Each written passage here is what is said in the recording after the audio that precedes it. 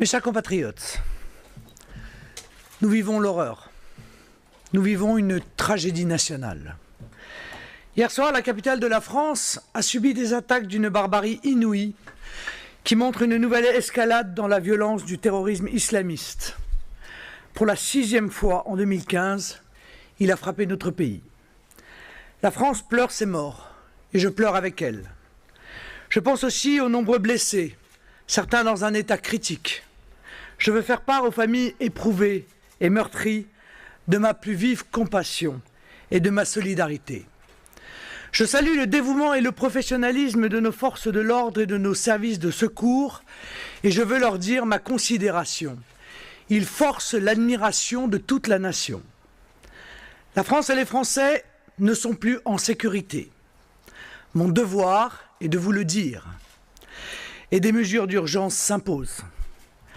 La France doit enfin déterminer quels sont ses alliés et quels sont ses ennemis. Ses ennemis, ce sont ces pays qui entretiennent des relations bienveillantes avec l'islamisme radical. Ce sont aussi ces pays qui ont une attitude ambiguë avec les entreprises terroristes. Tous ceux qui les combattent sont des alliés de la France et doivent être traités comme tels. Le président de la République a annoncé l'état d'urgence et le contrôle temporaire aux frontières, c'est bien. Mais quoi qu'en dise l'Union européenne, il est indispensable que la France retrouve la maîtrise de ses frontières nationales définitivement. Sans frontières, il n'y a ni protection ni sécurité possible.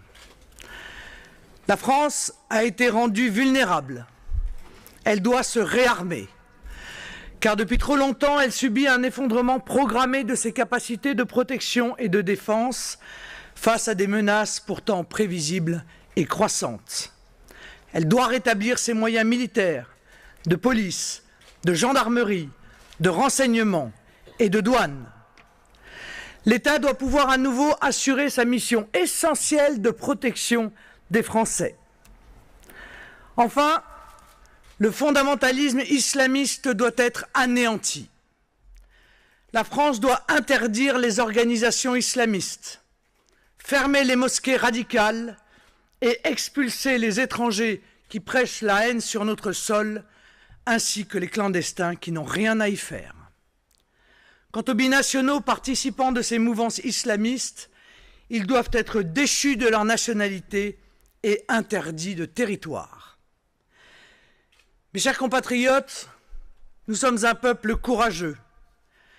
La nation doit être unie dans cette épreuve. Au-delà des mots, c'est l'action forte et implacable qui protégera les Français et pérennisera cette unité. Vive la République, vive la France. Je vous remercie, mesdames et messieurs.